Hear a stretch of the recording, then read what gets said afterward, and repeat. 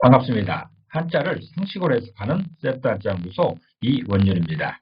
오늘은 세트한자 제277강으로 도자기에 대해 세트한자를 해석하고 같이 생각하는 시간 갖도록 하겠습니다. 도자기는 흙으로 빚어서 말리고 높은 열에 구워 만든 그릇을 말하고 있는 것이죠. 도자기는 도기, 자기, 사기, 질그릇 등을 통틀어 이루는 말입니다.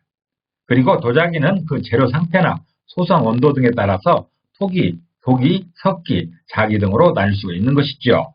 이렇게 나눠진 것 중에서 도기와 자기가 무엇인지를 살펴보려고 합니다. 먼저 도기를 보겠습니다. 도기는 도기 도자와 그릇 기자로 이루어져 있습니다. 도기 도자입니다. 도기 도자는 도기를 의미하고 질그릇이나 도공을 의미하기도 합니다. 도기 도자를 이미지로 표현해보면 언덕 부자에 해당되는 언덕의 이미지가 있습니다. 그리고 질그릇 도자에 해당되는 질그릇의 이미지가 있습니다. 이런 두 이미지가 결합된 모양이 도기 도자여서 도기 도자가 표현하는 그 도기는 언덕 모양의 가마에서 만든 질그릇을 말하고 있습니다. 도자기를 굽는 가마를 언덕으로 표현하고 있는 것입니다. 도자기를 굽는 공간을 가마라고 하지요. 그 가마의 모양이 마치 비탈진 언덕 모양이라 해서 언덕 부자를 사용하고 있으면서 그 안에 넣은 것이 질그릇이라 질그릇 도자를 결합하여 도기 도자가 되었습니다. 붓으로 사용되고 있는 질그릇 도자입니다. 질그릇 도자는 질그릇을 의미하고 질그릇 가마를 표현하기도 합니다. 질그릇 도자는 쌀포자와 장군 부자로 결합해서 쌀포자는 질그릇의 가마를 의미하고 그 안에 있는 장군 부자는 도자기의 모양입니다. 장군이라는 말은 배가 볼록하고 목이 좁아 아가리가 있는 그런 질그릇을 말하고 있는 것이죠. 이런 질그릇을 장군이라고 하는 것이지요. 질그릇 도자는 질그릇 가마의 모양을 형성한 그런 글자입니다. 그래서 도기 도자는 언덕 모양의 가마에서 만든 질그릇을 표현하고 있는 것입니다. 그릇 기자입니다. 그릇 기자는 그릇을 의미하고 접시나 도구를 의미하기도 합니다. 그릇 기자를 이미지로 표현해보면 입구자가 4번 나오고 있습니다. 많은 그릇들을 표현하고 있는 것입니다. 그리고 중간에 개견자가 있습니다. 개를 의미하고 있는 것이죠. 이런 두 이미지가 결합된 모양이 그릇 기자여서 그릇 기자가 표현하는 그 그릇은 개가 지키는 사방의 물건들을 말하고 있습니다. 그릇이란 것은 접시나 이런 음식 담는 것뿐만 아니라 집에서 사용되고 있는 많은 물건들을 그릇으로 표현하고 있습니다. 그릇은 음식이나 물건 등을 담는 기구를 통틀어 이루는 말입니다. 이런 그릇은 각 가정마다 해서 중요한 생필품입니다. 그래서 집을 지키는 개는 각종 그릇을 지키는 일이 중요한 임무인 것이지요.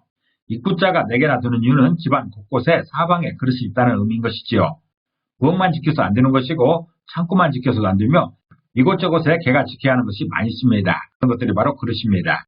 그릇 기자는 이런 사방의 물건들을 개가 지킨다라는 그런 표현입니다. 정리하겠습니다. 독이라는 말이 있습니다. 독이라는 말 중에 독이 도자가 표현하는 도기는 언덕 모양의 가마에서 만든 질그릇을 말하고 있습니다. 다시 말해서 가마에서 구워 만든 질그릇을 독이라고 하는 것입니다. 그리고 그릇 기자가 표현하는 그 그릇은 개가 지키는 사방의 물건들입니다. 다시 말해서 생활에 사용되는 귀한 물건들을 그릇이라고 하는 것이지요. 그래서 도기는 가마에서 구워 만든 그릇으로서 생활에 요긴하게 사용되는 것들을 말하고 있습니다. 요즘 세상에는 개가 집을 지키는 경우는 거의 없습니다. 그렇지만 예전에는 도둑을 지키는 중요한 임무가 개에게 있었던 것입니다. 개의 중요한 역할이 집을 지키는 것이었고 그게 바로 그릇을 지키는 일입니다. 자기자자를 보겠습니다. 자기자자는 자기를 의미하고 사기 그릇이나 오지 그릇을 말하고 있습니다. 자기자자를 이미지로 표현해보면 복음 차자에 해당되는 다음의 이미지가 있습니다. 걷고 있는 두 사람 중에 두 번째 가고 있는, 다음에 가고 있는 이런 사람의 이미지가 있죠. 그 다음에 기와 와자에 해당되는 기와, 질그릇의 이미지가 있습니다. 기와 와자는 질그릇을 표현하고 있습니다. 이런 두 이미지가 결합된 모양이 자기자자여서 자기자자가 표현하는 그 자기는 독이 출현 다음에 만든 그릇이다라는 그런 뜻입니다.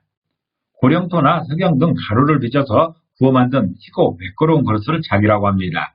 도기에 비해서 발전한 모습인 것이지요.